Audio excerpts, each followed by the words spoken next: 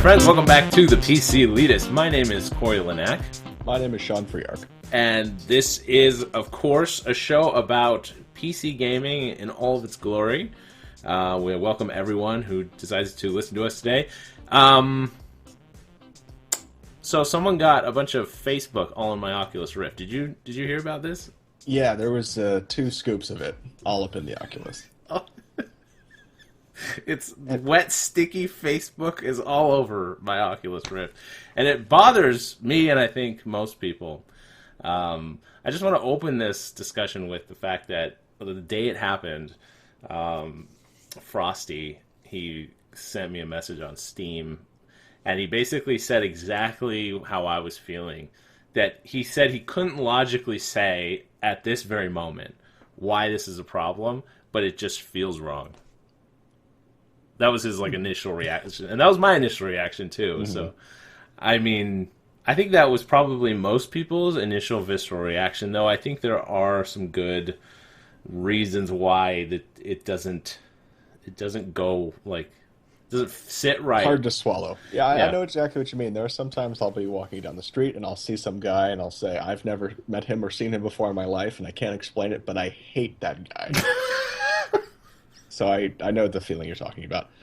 It's because he's wearing 2 polo shirts, wasn't it? Well, right. That's probably what it was. Get a lot of that in Los Angeles. Yeah. Anyway, so this, like so many things we've talked about, particularly on the YouTube channel in the last year or two, when something comes out, it's clear that there are very strong feelings about it on both sides. So we're not going to do what I normally am the one to do, which is to try to summarize the 2 sides and play devil's advocate. That's not really what we're going to do here generally, because obviously the lines have already been drawn. The people have decided how they feel. We just wanted to talk about some very specific responses and observations that we have on this and get into some of those, as opposed to try to answer it in the big question definitively, yes or no, is this a good thing or a bad thing? But I agree with you that the good way to look at it as a framework, just subjectively, is we can talk about it and I'll bring up things that kind of feel devil's advocate-y, but I'm in the same boat. I can't fully articulate why. I'm starting to get better at it, but it just doesn't feel right to me. Right. I think because we associate so much. Here's the thing that really bothers me so far. I've been a big supporter of all these products in video games and a PC peripheral coming out of Kickstarter. I love the fact that it exists. But a few times when I've actually had a chance to play games, most notably I'm thinking of a game like Broken Age, where it's funded by what I would think would be a very specific set of people, right? Mm-hmm. You have this community. Tim Schafer, old school PC games, says, "Hey, I want to make an old school adventure game." I think those are his words. Actually, I think I'm quoting him. And then I think he might be him. Yeah. and then it's not an old school adventure game. It feels very new agey in a lot of ways. So I feel like you're kind of going against the exact people who supported you through the Kickstarter in the first place. And then I think something like this kind of feels the same way, where I think PC people have probably been more interested in a 3D peripheral, not counting some Nintendo experiments back in the day. But I mean, this was always going to be a PC peripheral because of how open-ended it needed to be in order to get anywhere. So the Kickstarter opens up. I'm sure it was all PC gamers who supported the guy, and PC gamers are niche. They like to. I think there's a certain weight to staying niche and being like, oh no, I'm going to support the community. I'm going to be with the guys who, dance with the person who brought you to the dance. What's that old saying? Dance with the one that brung you. Yeah, exactly. Exactly. So now some hot-looking guy named Facebook walks in and she goes off with him. Well, $2 billion will do that. No, I know what you mean, but yeah, I think that as much as we can say it doesn't quite feel right, I think that there are undeniable facts we have to face. And I'm not on the boat of people who say they just sold out. Palmer Luckey just decided, I'm 21, I had this great idea. I'm going to make all this money. I'm not on the boat that's completely going to condemn him. No, neither do I, I. I'm just kind of explaining the emotion, I think. yeah, Yeah. exactly. The emotion is there, but the facts we have to face are someone comes to you with this opportunity. It's so easy for all of us to just sit back and judge this. I don't know how many of us, as passionately as we feel, not just about this idea, but any pet project anyone's had. And this, it wouldn't be apples to apples because what you and I do is not necessarily a product. But if someone came to us and offered us a check with a ton of zeros on it saying we want to buy the PC Elitist name, I can't tell you that we would definitively turn that down. So we don't know what it's like to be in this position. That's first and foremost. However, we do have the right to say, in spite of the fact that we don't yet know for sure what VR is going to look like under the reign of Facebook, we can say we don't like where it's headed. And I kind of more so than a lot of others because I straight up left Facebook, one, because I just didn't need it and it served no purpose for me, but two, it was also out of spite. I just came to not like what it had become, Right. both kind of conceptually and practically speaking. I didn't like, what it was. And so if I don't like it, I don't have to partake in it. And like that's just the way it is. I'm not going to lead a campaign against it. And the same here. If you truly don't like Facebook owning Oculus, then you don't have to, on a very realistic sense, the realist would say, okay, if you don't like it, then just don't buy it. And I can understand that. But, and again, keeping it all in the grand perspective here, this is still so very new. I mean, you and I tried Oculus when we were at the LA Mixer, and it was very rough version, but it was an experience that we hadn't really had before. Right. And one of the very few things I agree with Palmer Luckey is that I do think that we're going to get VR much sooner than we were going to initially. Right. And it's going to be certainly better funded, and there are going to be a lot of very talented people working on it. So that's going to be good. But at the same time, what I like to go back to is I draw from a comment I saw in Spiceworks a few days ago, where a guy said, whatever their plans are for this. And there are already rumors that they want to, that Facebook wants to use this to give you a more immersive experience as to what if you could use this to simulate going to a concert or going to a seminar or a conference when you can't actually go? What if you can use this for like teleconferencing or distant education, e-learning, things like that? Right. Those are all very noble pursuits. But the thing I drew from this comment that I saw in Spiceworks was game devices that try to be a lot of other things in addition to being gaming devices tend not to do any one of them well, particularly gaming, if they're packaged as a gaming device. But I don't think Facebook will package this as a gaming device. It'll be packaged as an entertainment and experience enhancer, because the way they're talking about it, it's these grand, bold, sweeping visions. You're going to experience things with people who are a world away. There's always the option though. Now, I mean, there's some things that like people like we were looking at the Reddit post, and there's some good comments just about questions that should be answered. I don't know how Facebook being known for intrusive tracking of users is applicable per se, considering it's a peripheral device. Mm-hmm. I mean, yeah, people are talking about it as if Oculus Rift is going to be its own like wearable console. Yeah, that will be able to. Yeah, it's going to be a means to an end, not the end itself. Right. Unless unless there's like really a fundamental change in how the functionality of this thing is going to work, I don't see that being really an issue. Yeah. I mean, really, it's just if you really want to break it down, it's a monitor you wear on your face, right? Yeah. Yeah. Now, I mean, if they go the Google Glass route and try and incorporate technology that will allow you to use your eyes and browse the web and various things like that, Mm-hmm. if you use it to partake in Facebook, then yeah. But it's whether you're using Facebook on your computer, on your phone through a mobile app, or through some kind of peripheral.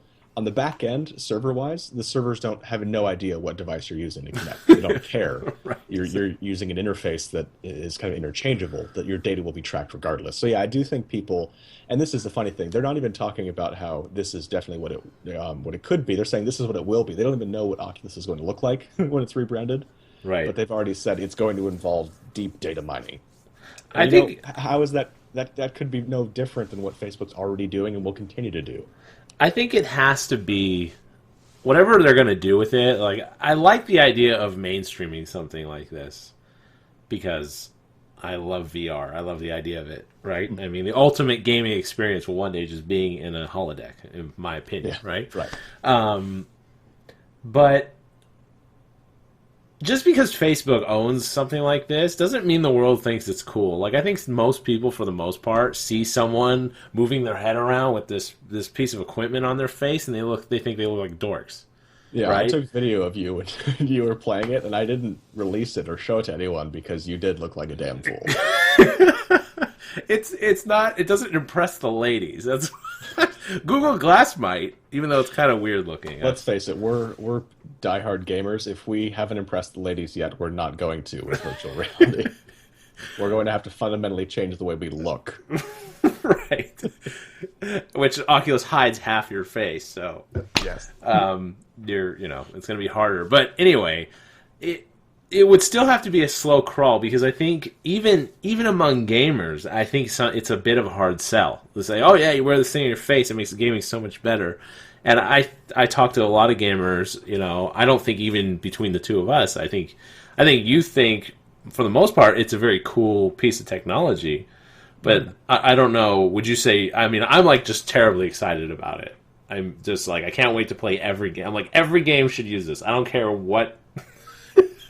Yeah, I mean, I too am excited about it, but I am not. It's something that feels very situational to me, and it also feels, even though it's certainly not its own platform, it Right. feels to me very much analogous to the PC console choice. Is that use it for what you want to use it for. I can see this can be incredible for sports games.